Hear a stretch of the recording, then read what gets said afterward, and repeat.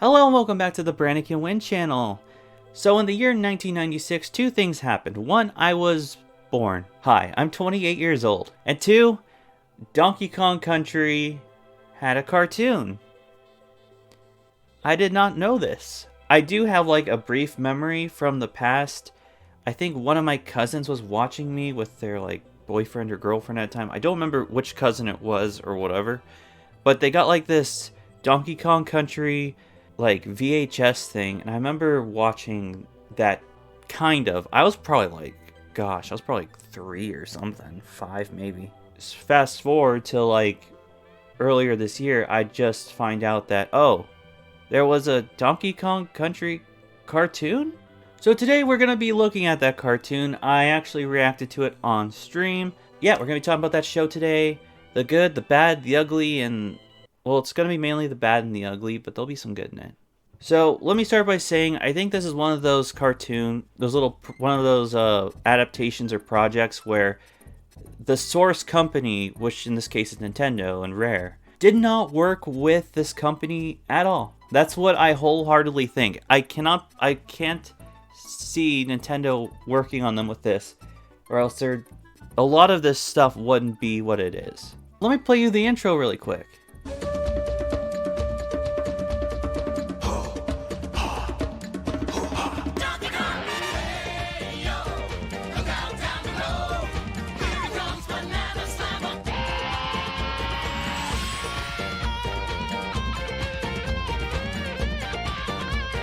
Yeah, so that was the intro. Anyways.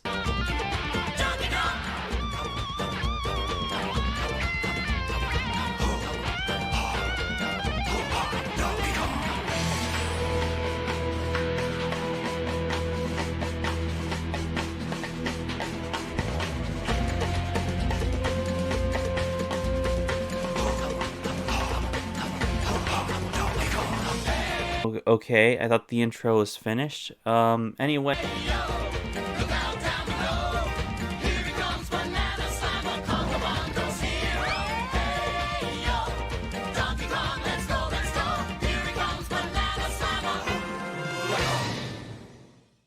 You done? Okay. Yeah, the intro is really long. I don't know why it is as long as it is. It is kind of a banger too, I'm not gonna lie. But let's next talk about the next thing, and that is pretty much the elephant in the room: the graphics, the CG. I would say you take the animators from Jimmy Neutron and make the team 2 people, and that probably is what that was. It looks straight up like a fan made. It doesn't look like a professional studio made this show. It looks like it was like a fan made thing made by like 2 people. The animation in his eyes. Look, just take a close look at his eyes when he talks. General Clump, I order you to seize the coconut. Critters! It's so bad. So we're gonna talk about some design changes that I was not a fan of, but first, let's go over what the plot is. And this is where you're gonna get the first taste of the voice acting, because I'm gonna have Cranky Kong kind of lore master you guys. So here you go. Eyeballs a swing over there. It's magical. It's mysterious. It's the 8.5 wonder of the world, the crystal coconut. This is no ordinary crystal. It's a fortune teller, a teleporter, a power supplier, and a wish fulfiller. In other words, whoever's got the coconut rules. Step right up and take a closer look. The crystal will explain it all. That's Donkey Kong, the strongest, brawniest, hippest ape in all of Congo Bongo. Our protector and future king. Got a lot of muscle mass, but not so much brain mass. But he is the Bongo Biggie, the top banana that can keep the crystal coconut safe and sound and out of the wrong claws. Whose claws? That slimy, scaly, foul-breathed lizard, King K. Rool, professional bad guy, the big daddy of evil. So yeah, that was Cranky Kong. Did you guys like it? Yeah, the voice acting just isn't super good, and it's not necessarily the voice actor's fault, I don't feel, because I think they do their best and they have fun with it and stuff. But it's the fact that some of the voices just don't match the characters. Like, Donkey Kong has this weird accent that I don't know what they're going for. I'm just gonna have you listen to what Donkey Kong and Diddy Kong sound like in this first scene from the show. Hear for yourself and you judge. Why do I always have to start the day with a tough decision? Hey, DK, it's me, Diddy. Yeah, down here. Hey, Diddy! Come on up, little buddy. What, in this thing? I don't know, DK. I'm a little nervous.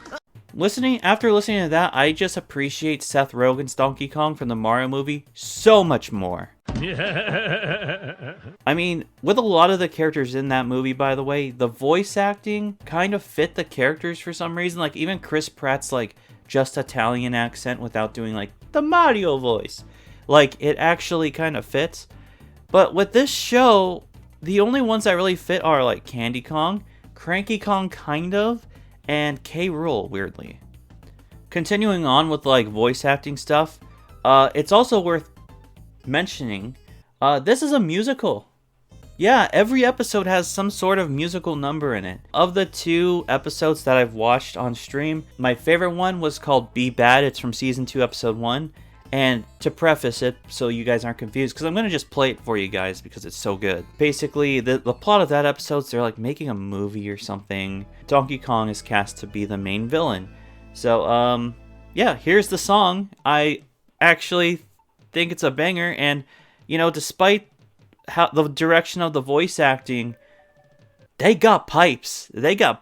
Like, wow. Think about the meanest guy that you know. Is he cruel? Is he bad? Does he talk real slow? It's the villain that I wanna play.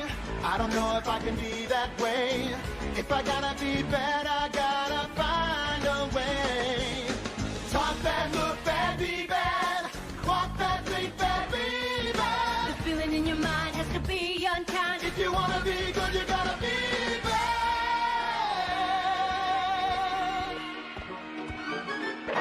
Lies and fibs, cheats and steals. My treacherous villainy makes me squeal. I never tip, I butt in line. I never clean the dishes and it suits me fine. I'm so pleased and such a sleaze. This bad guy thing's a breeze.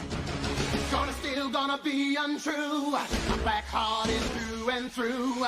If I wanna be bad, I gotta walk in his shoes. Talk bad, look bad, be bad. Walk bad, think bad, be bad. The feeling in my mind is gonna be unkind. If I wanna be good, I gotta be bad.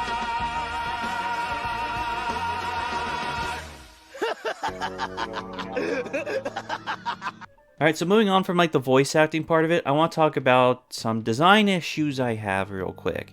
Because I am a Nintendo stan, and I grew up with Donkey Kong Country, and it just drove me crazy watching this for some reason. One of them is, let's start with K. Rool, okay? So, first of all, he just doesn't have a tail, which is weird. He has a little small tail. If you didn't, you probably couldn't notice it most of the time, because, you know, he wears a cape, or he's wearing a pirate outfit, or a scientist coat, or something like that. It always kind of hides his tail, but if you look closely, he does have a tail. It's, like, just really small. But the defining characteristic, he does not have. That swollen eye, he does not have a swollen eye.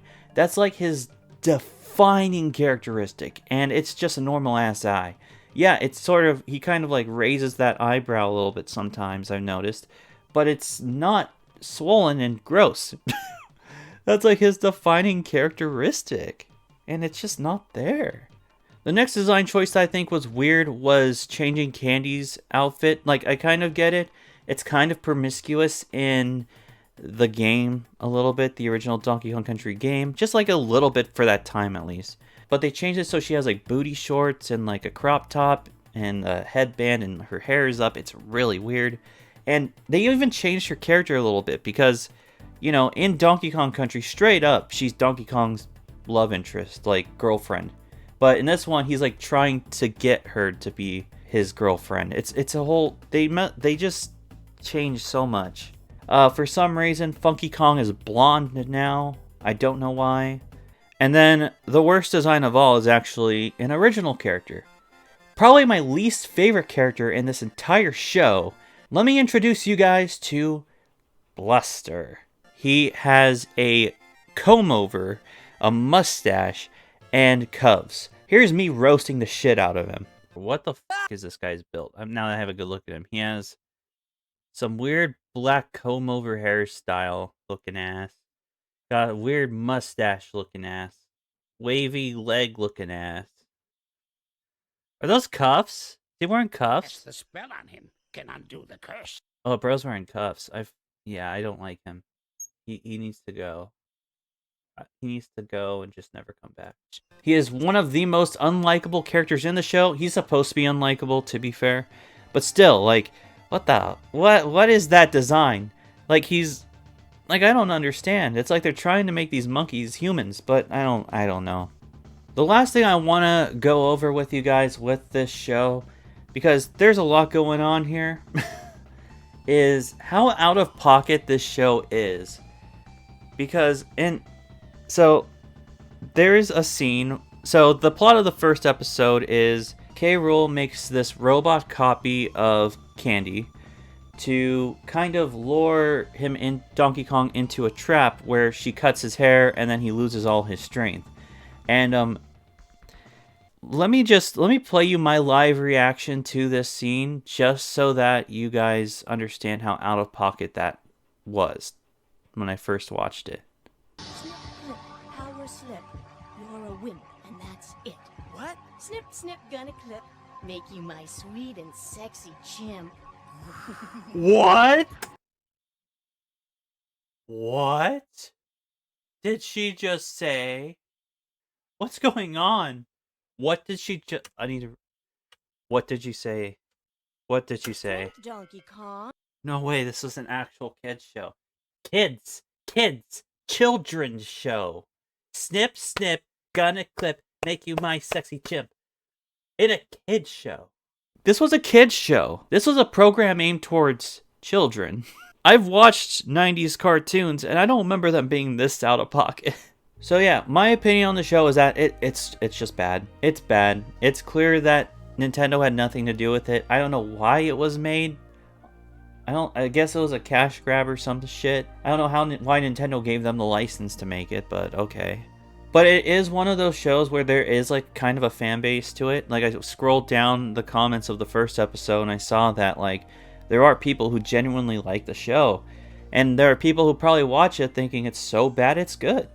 And, you know, I could see that for sure. I feel like if you like the English dub of Ghost Stories, because of how out of pocket that is, you might like this show too. Shinobu, you don't look so good. Run! She's a ghost and a bitch! The only thing you'd really have to get past if you're a Nintendo fan and you want to watch this, like diehard like me, is you have to get over the fact that it's not going to be like accurate to the game at all. Like the plot's entirely different, the way they say names are different, and it's just all different.